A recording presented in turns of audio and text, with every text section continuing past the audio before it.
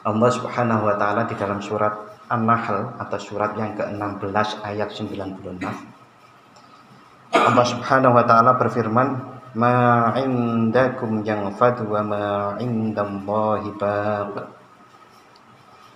Wa lanajziyannal ladzina sabaru ajrahum bi ahsani ma kanu ya'malun." Ini ada dua kalimat di dalam ayat ini. Ma'indakum yanfad wa ma'indallahi baq. Ma'indakum, apa-apa yang ada di sisi kalian itu yanfad. Yanfad itu habis, tak berbekas. Wa ma'indallahi baq, dan apa yang di sisi Allah itu akan kekal. An-Nahl atau surat yang ke-16 ayat 96. Sesungguhnya memang seperti itu, apa-apa yang di sisi kita itu pasti akan habis, tidak berbekas. Yang di sisi Allah akan kekal, dan kekalnya akan dikekalkan oleh Allah sampai di hari akhirat, di surga nanti. Nah, apa kalau kita perinci penjelasannya itu seperti ini. Bahwasanya kita sebagai manusia di satu kasih patokan oleh Allah, ini tujuan hidup kamu, yaitu aku ciptakan untuk beribadah kepadaku.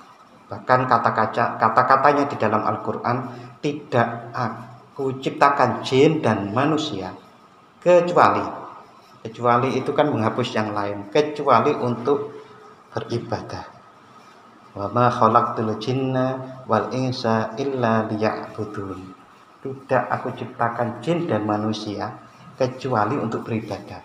Artinya kita hidup ini adalah diciptakan dengan tujuan untuk ibadah. Itu patokan. Lalu kalau dihubungkan dengan firman Allah di dalam surat An-Nahl 96, bahwasanya apa yang di sisi kamu, kita manusia dan jin itu akan habis, tidak berbekas. Itu maksudnya adalah apa-apa yang kita lakukan di dunia ini kan sebagai ladang kita. Kalau itu hanya untuk kepentingan diri kita, maka itu akan habis, tidak berbekas sama sekali.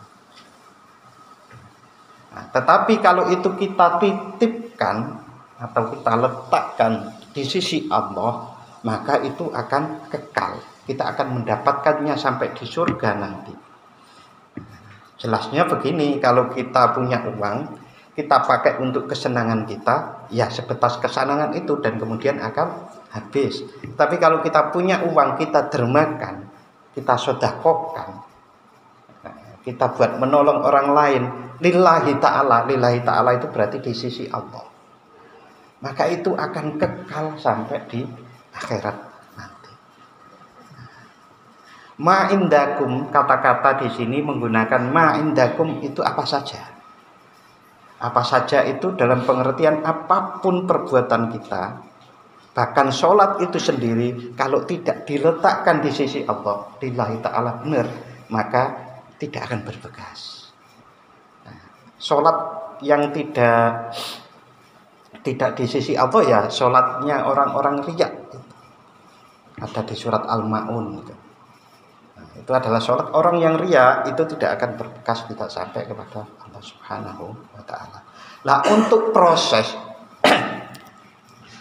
betul-betul kita mampu diberi kemampuan oleh Allah agar bisa seperti itu, di kalimat yang kedua di ayat 96 surat An-Nahl ini, walanajziyannal ladzina sabaru ajrahum bi ahsani ma kanu ya'malun. Allah memberikan penguatan janji balasan bagi orang-orang yang sabar. Artinya apa? Kita dikehendaki oleh Allah untuk menjalankan yang tadi, apa-apa itu letakkan di sisi Allah, itu adalah dengan kesabaran.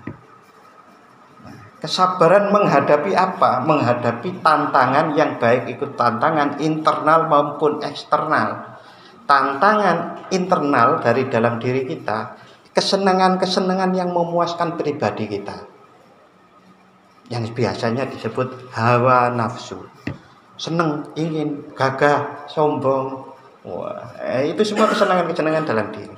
Tetapi kalau itu yang eksternal, itu adalah godaan-godaan yang dimunculkan oleh setan. Nah, setan di dalam Quran surat An-Nas disebutkan bisa dari manusia maupun jin yang kelihatan. Nah, godaan sesama manusia, kadang-kadang manusia kan menggoda kita untuk melakukan kejelekan-kejelekan itu. Nah, hadirin jamaah Jumat rahimakumullah, mari kita bersama-sama untuk meningkatkan ketakwaan kita dengan seperti itu, karena itu bekal yang paling utama. Tidak ada bekal tujuan nanti kita kembali kepada Allah itu kecuali ketakwaan itu, dan ketakwaan bisa dibangun melalui apa-apa yang di sisi kalian akan habis dan yang di sisi Allah akan kekal. Hadirin jamaah Jumat rahimakumullah, mudah-mudahan Allah memberikan pemahaman kepada kita dan pertolongan kepada kita untuk mengamalkan ayat-ayat Al-Qur'an. Amin ya rabbal alamin.